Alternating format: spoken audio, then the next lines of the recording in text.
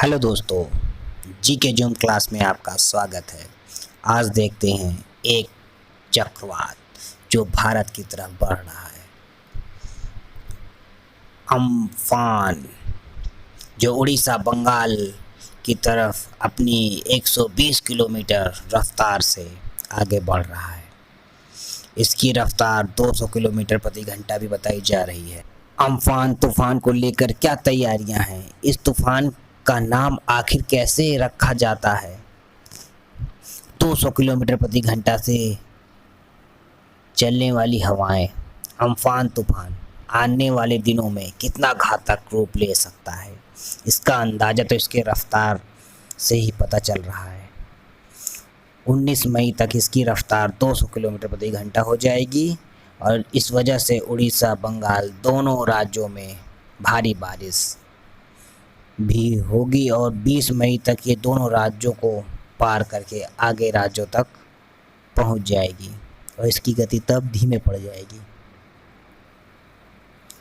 तूफान के कारण दक्षिण और बंगाल की खाड़ी और अंडमान सागर में समुद्र की स्थिति खराब से बेहद ख़राब रहने वाली है।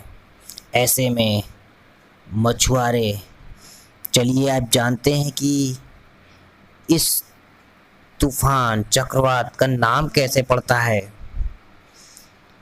भारत मौसम विभाग ने हाल में 169 नामों की लिस्ट जारी की है जो आने वाले वक्त में बंगाल की खाड़ी और अरब सागर में उठने वाले तूफानों को दिए जा सकते हैं। तूफानों के नाम रखने की मुख्यतः वजह है कि इसको लेकर आम लोगों और वैज्ञानिक स्पष्ट रह सकें। क्या आप जानते हैं इन तूफानों के नामकरण कैसे होता है? चलिए बताते हैं। तूफानों का नाम रखने की जिम्मेदारी उन क्षेत्रों के मौसम विभागों की ही होती है जहां तूफान शुरू होता है।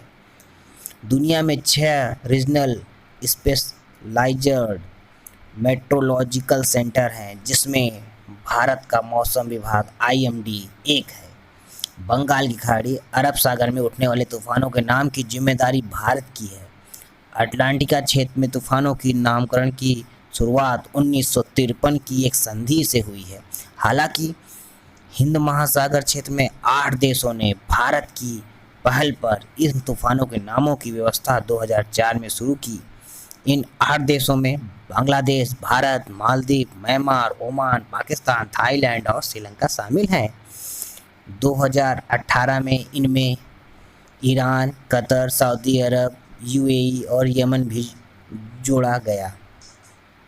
मौसम विभाग ने तूफान के लिए 169 नाम पिछले महीने फाइनल किए हैं। इनमें 13 देशों से 13 नाम शामिल हैं।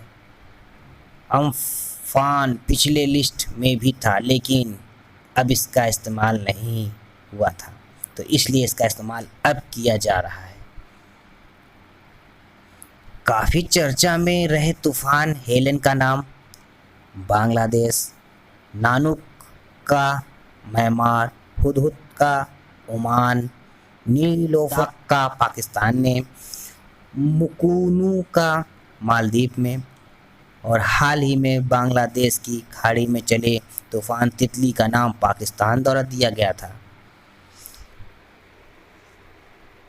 चलिए एक और रोचक जानकारी कि तूफान का नाम तय करने में ऑड इवन यानी सम विषम का फार्मूला भी अपनाया जाता है।